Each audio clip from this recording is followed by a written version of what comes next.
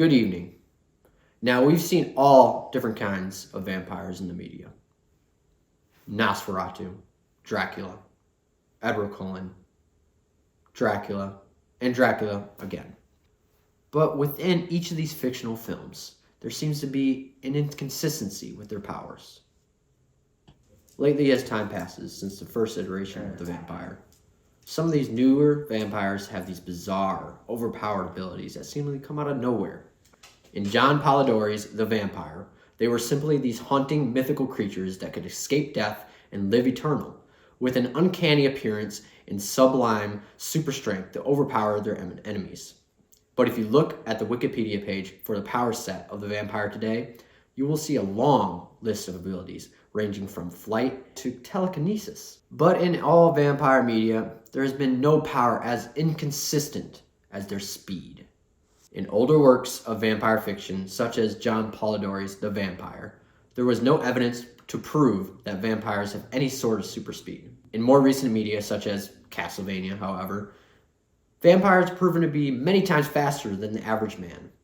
I believe that with time, the super speed of vampires in fiction have increased exponentially due to the requirement for intense and unbeatable odds in modern action-packed adaptations.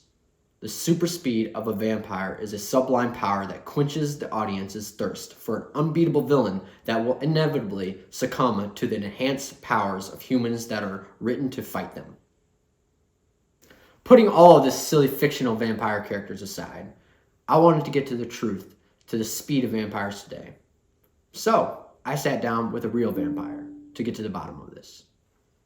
Kevin is a 184-year-old vampire, still living in his mother's basement. Nice to meet you, Kevin. Yeah, I live in my mother's basement. There's nothing wrong with that.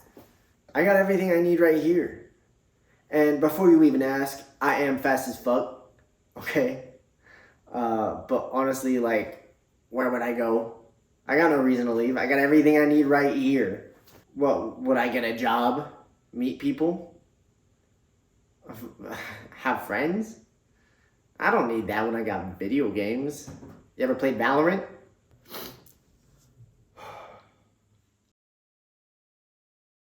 Do you agree that perhaps the reason vampires have gotten faster over time was to wow the audiences of their extraordinary powers, before the humans ultimately end up on top? In a sort of establishment that us ordinary humans can overcome any obstacles or any odds that face us. I don't know, man. And I don't care. I got no one to fight. I'm just a dude chilling, drinking animal blood. I'm one of those vegetarian vampires. Doesn't fuck with humans. Getting much less information than I expected, I ended up leaving Kevin's den early. With such an unextraordinary and boring vampire, I got all the answers I need. Without an enemy to face, there doesn't seem to be any reason behind this power of vampire super speed. Only if they have an enemy to face do they have any reason to be blessed with this power, and I think that stems from our society's natural fear of real powers out of our control. War, the Cold War specifically, nuclear Armageddon. All of these things that we mere humans would love to imagine beating the odds and surviving through. So to see a human protagonist beat an unbelievably fast force of evil gives us this subconscious comfort in that. Can we go home yet? The fuck are we doing here? This is so stupid. Literally, we're in some loser's fucking place. He says he's a vampire. I don't fucking buy it. In conclusion, it was kind of a pointless interview, but we did get our answers in the end.